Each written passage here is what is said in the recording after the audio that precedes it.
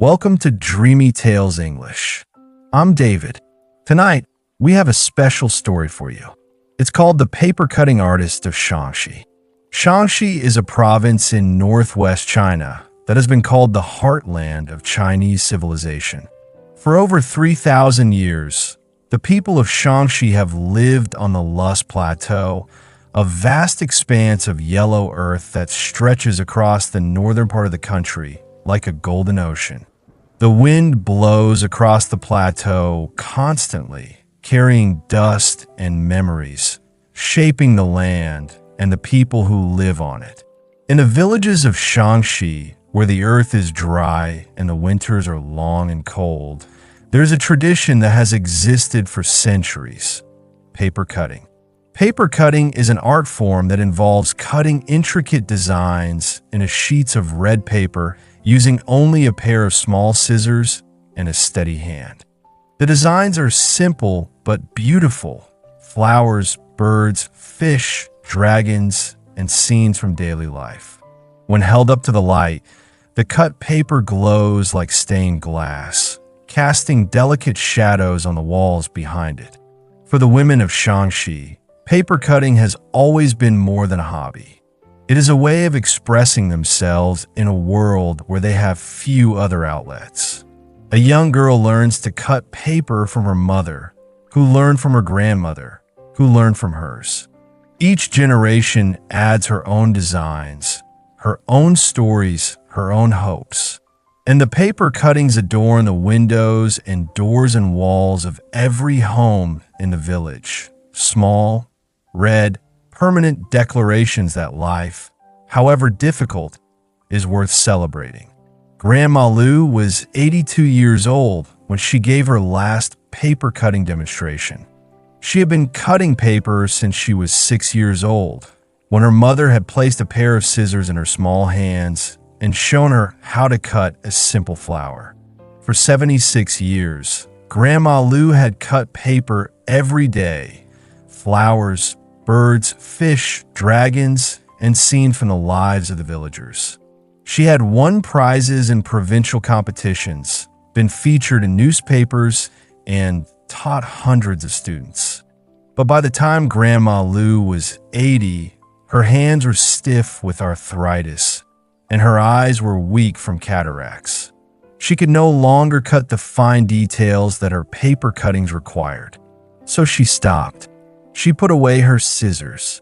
She covered her windows with plain cloth, and she sat in her courtyard every afternoon, watching the wind blow across the Loess Plateau and remembering the days when her hands could create beauty. Xiao was 19 years old when she first walked into Grandma Lu's courtyard. She was a high school student from Xi'an, the capital of Shaanxi Province, who had been assigned to interview an elderly artisan for her graduation project. Her teacher had told her to visit Grandma Lu because she was one of the last great paper cutting artists in the province. Xiao had not been excited about the assignment. She was more interested in photography than in traditional crafts. She preferred cameras to scissors, pixels to paper.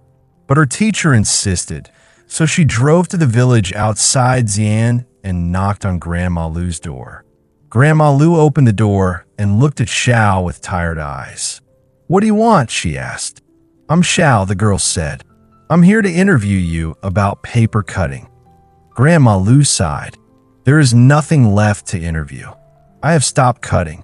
My hands are too stiff. My eyes are too weak. The art is dead." Xiao looked past Grandma Lu into the courtyard. On the walls hung dozens of paper cuttings: flowers, birds, fish, dragons. Each one a masterpiece of precision and patience.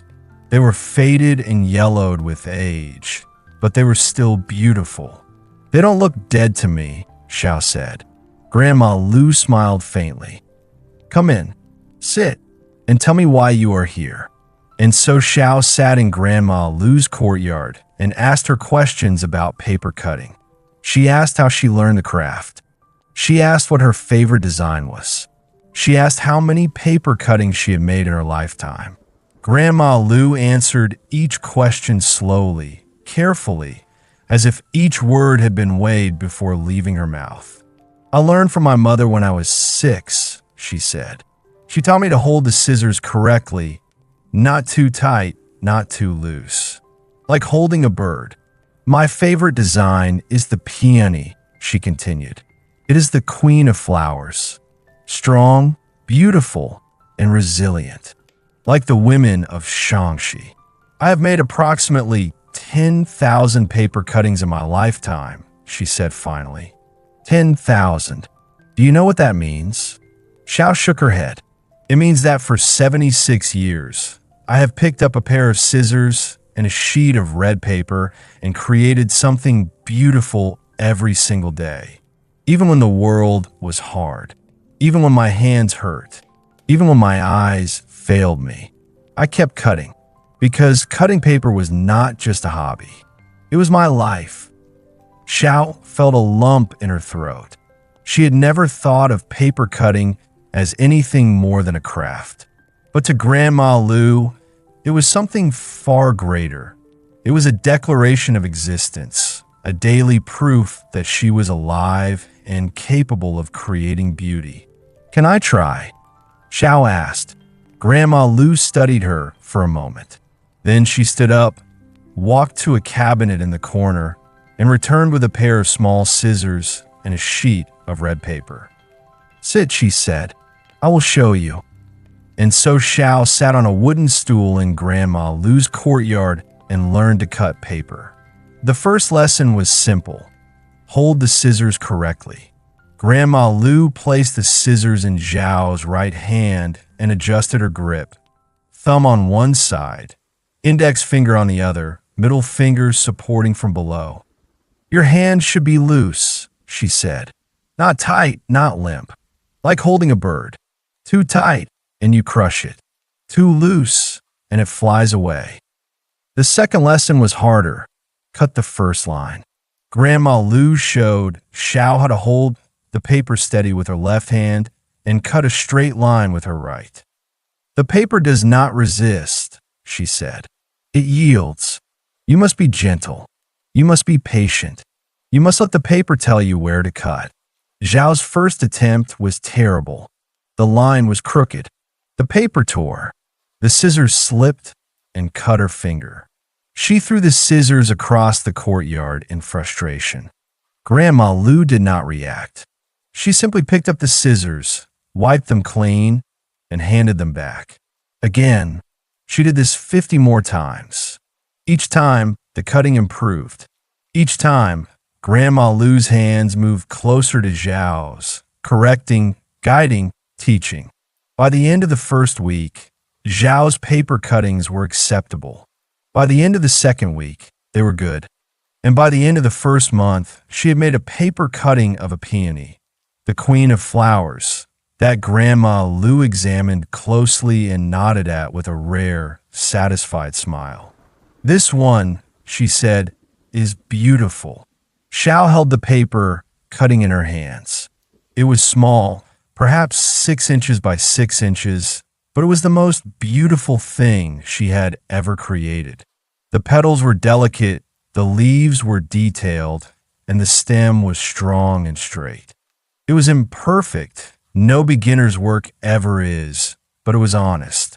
And in that honesty, Xiao felt something she had never felt before, pride. "I can't believe I made this," she whispered. Grandma Lu smiled. "You did. With your hands, not your camera. That is the difference." That evening, as Xiao was packing up her things to leave, Grandma Lu handed her a small box. Inside was a paper cutting, a young woman holding a camera, her eyes bright with determination. "I made this for you," Grandma Lu said. "It is called The Photographer. She tells stories about stories that are being forgotten, and she makes sure that those stories are never lost." Xiao held the paper cutting in her hands and felt tears on her cheeks. "Thank you," she whispered. Grandma Lu nodded. "Do not thank me. Thank yourself.